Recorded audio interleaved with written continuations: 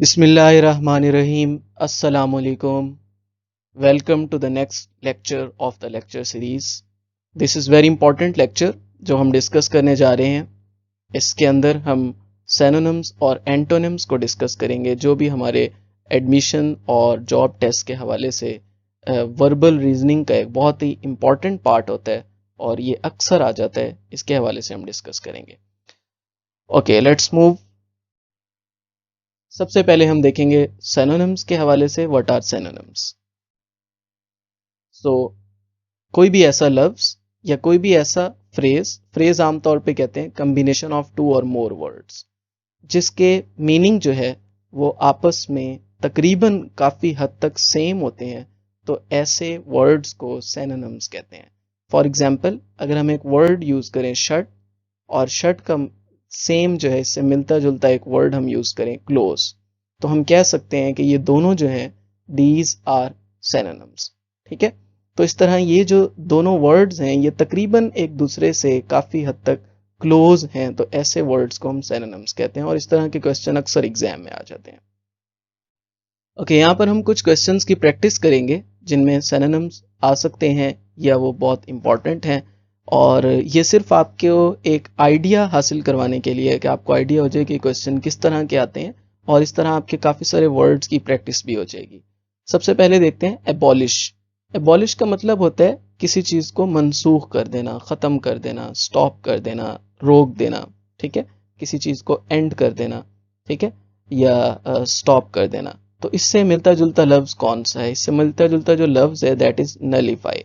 Nullify का मतलब यही होता है किसी चीज़ को रद्द कर देना, किसी चीज़ को मनसूख कर देना, स्टॉप कर देना। जबकि बिल्ड का मतलब होता है किसी चीज़ को तैयार करना। ठीक है, ये भी नहीं हो सकता। इरेज का मतलब होता है मिटाना, ये भी नहीं हो सकता। डिसअपियर का मतलब होता है गायब कर देना, सामने से जो है वो अलहदा कर देना, तो वो भी नहीं हो सकता। ठीक है, सो एबॉलिश का जो सिनोनिम है वो कौन सा होगा? Nullify. Okay, next is adventitious. Adventitious तरह से आपको एक वर्ड दिया हुआ होगा और पहले इन ऐसे क्वेश्चंस के शुरू में बताया होगा कि आप इसका सिनोनिम जो है वो लिखें। तो एडवांटिशियस कहते हैं जो चीज़ इत्तेफाक से हासिल हो जाए। ठीक है, अचानक, जैसे फॉर एग्जांपल एक साइंटिस्ट जो है वो एक चीज़ पर रिसर्च कर रहा हो और उसे अचानक जो है वो एक और चीज़ डिस्कवर कर ले, वहाँ पे एक और थ्योरी डिस्कवर कर ले, तो उसको हम एडवांटिशियस कहते हैं। ठीक है, तो इससे जो मिलता जुलता लफ्ज़ है उसको हम कहते हैं एक्सीडेंटल। एक्सीडेंटल जिसका मतलब होता है हादसाती तौर पर, एकदम से जो हमें जो चीज़ फेस करनी पड़ जाए या जिसको हम जिससे गो थ्रू करें, तो उसको हम एक्सीडेंटल भी कहते हैं। ठीक है, करेजस का मतलब होता है बाहिम्मत, बाहौसला, फेवरेबल जो किसी फेवर में हो, रिस्क टेकिंग यानी किसी भी चीज़ का रिस्क लेना। इससे आप क्लियर हैं, ये वर्ड उसके साथ मैच नहीं करे, तो एडवेंटिशियस का जो सिनोनिम है वो कौन सा होगा? एक्सीडेंटल। ठीक है, तो आपने वर्ड को गौर से पढ़ना है, उसका आइडिया लेना है। नेक्स्ट है कैलीग्राफी।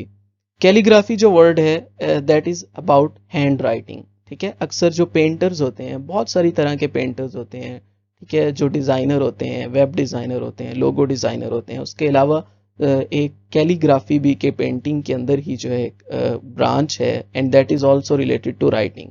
तो जो लोग जो है वो हाथ से डिफरेंट स्टाइल्स में राइटिंग करते हैं, उसको क्या कहा जाता है? कैलीग्राफी। तो इससे जो मिलता जुलता सिनोनिम है वो कौन सा होगा? Hand writing. ठीक है, हाथ से लिखना।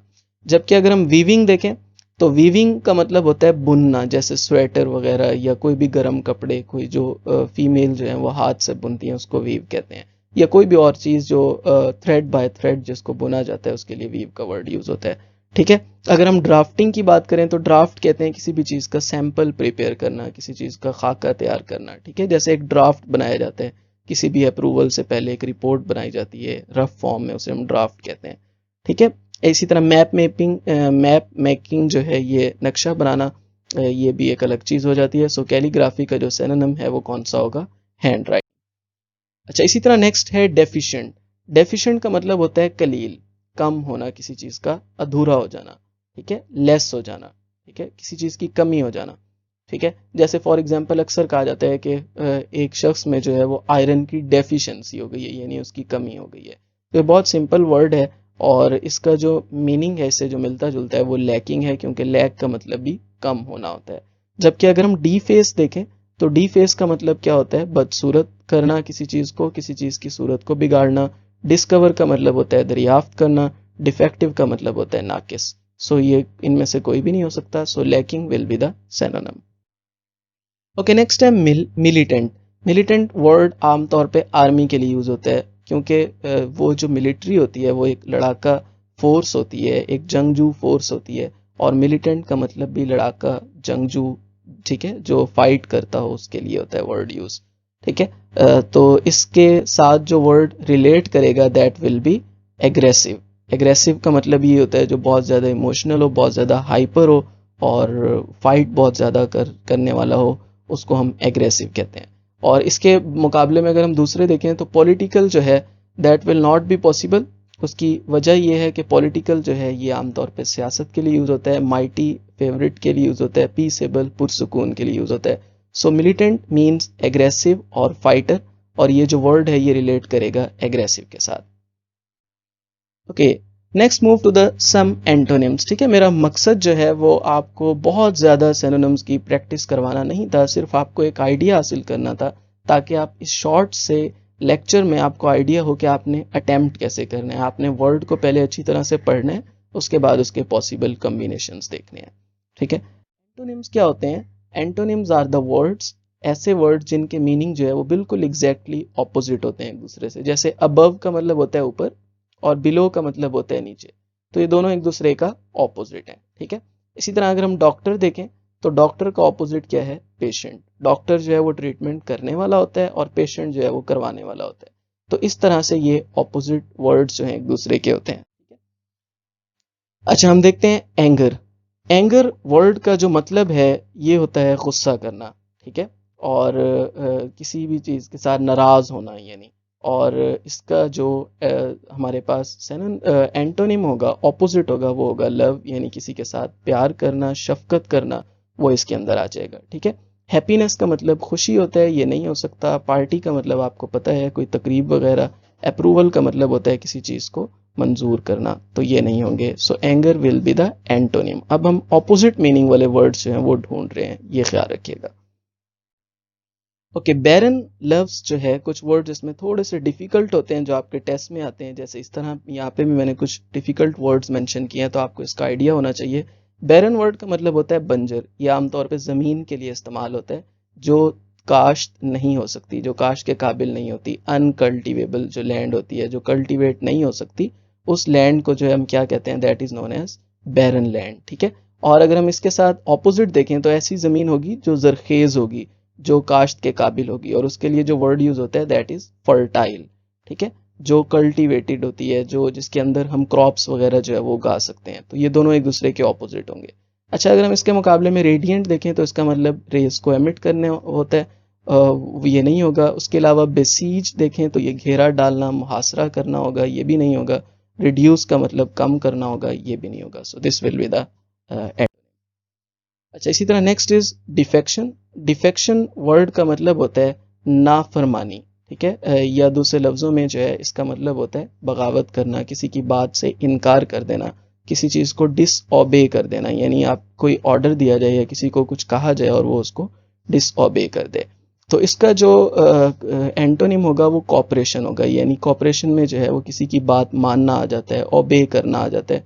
So this will be the antonym of the defection. ठीक है, रेजिग्नेशन कहते हैं किसी चीज़ से इस्तीफा दे देना, ये उसका ऑपोजिट नहीं होता। इनविटेशन कहते हैं किसी की दावत, किसी को दावत देना, दावत के मायनों में आता है। ज्वाइनिंग कहते हैं किसी चीज़ को ज्वाइन कर लेना, उसको स्टार्ट कर देना। ठीक है, इनविंसिबल। इनविंसिबल कहते हैं ऐसी चीज़ जो कभी तस्खीर ना हो सके, ना काबिल तस्खीर, यानी किसी को फतह ना किया जा सके किसी चीज़ को, किसी किले को, किसी शहर को, किसी मुल्क को, तो उसके लिए वर्ड यूज होता है इनविंसिबल। ठीक है, और इसके लिए जो इसका ऑपोजिट होगा दैट विल बी कॉन्करेबल। कॉन्करेबल वर्ड का मतलब होता है जो काबिल फतह हो, जिसको जो है वो जिसको जीता जा सके। ठीक है, जिसको अपने पास लिया जा सके। ठीक है, तो ये दोनों एक दूसरे का ऑपोजिट होंगे, और ये जो दोनों हैं ये इसको हम कहेंगे कि these are the antonyms of each other, क्योंकि इनविंसिबल नाकाबिल फतह और कॉन्करेबल जो है वो काबिल फतह है। ठीक है, इनवल्नरेबल का मतलब होता है कि जो नापसीर हो, जो जख्मी ना हो। ठीक है, वांटन का मतलब होता है छेड़ना, किसी चीज़ को तंग करना, शरारत करना। विजिबल का मतलब होता है नजर आना। ओके जी, परसुएसिव, परसुएसिव का मतलब होता है इफेक्टिव, यानी किसी की अगर बात जो है वो बाअसर हो तो उसको हम कहते हैं वो बहुत इफेक्टिव है, ठीक है। बहुत ज़्यादा वो मुतहर्रिक है, वो स्टेटमेंट जो है, वो जो स्पीच है। और अनकन्विंसिंग का मतलब होता है गैर मौसर, जो इनफेक्टिव हो या दूसरे लफ्ज़ों में उसका कोई असर ना हो, गैर मुतहर्रिक हो, तो उसको हम कहते हैं अनकन्विंसिंग। तो इस तरह ये जो दोनों हैं आपस में, ये क्या होंगे, they will be the antonyms of each other, ठीक है। अच्छा, बाकी चीज़ों का आपको पता है। डिस्करेज कहते हैं किसी चीज़ को जो है, हिम्मत या हौसला जो है किसी का कम कर देना। फॉल्स, झूठा कहते हैं, ठीक है। ये चीज़ें आपको क्लियर हैं। बहरहाल परसुएसिव जो है अनकन्विंसिंग का एंटोनिम होगा। तो इस तरह से आपने जब सिनोनिम्स आएगा तो सिमिलर मीनिंग्स वाले करने हैं, और जब एंटोनिम्स आएंगे तो ऑपोजिट मीनिंग्स वाले वर्ड जो हैं वो चूज करने हैं, ठीक है।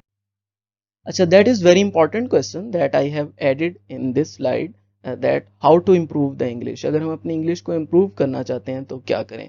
इसके लिए स्टूडेंट जो है ना, अक्सर एक बहुत अहम काम करते हैं। वो क्या करते हैं, वोकैबुलरी को क्रैम करना शुरू कर देते हैं। ऐसे कभी भी इंग्लिश इम्प्रूव नहीं होती। Sorry, this is not the way कि हम वर्ड्स को जो है वो रटा लगाना शुरू कर दें।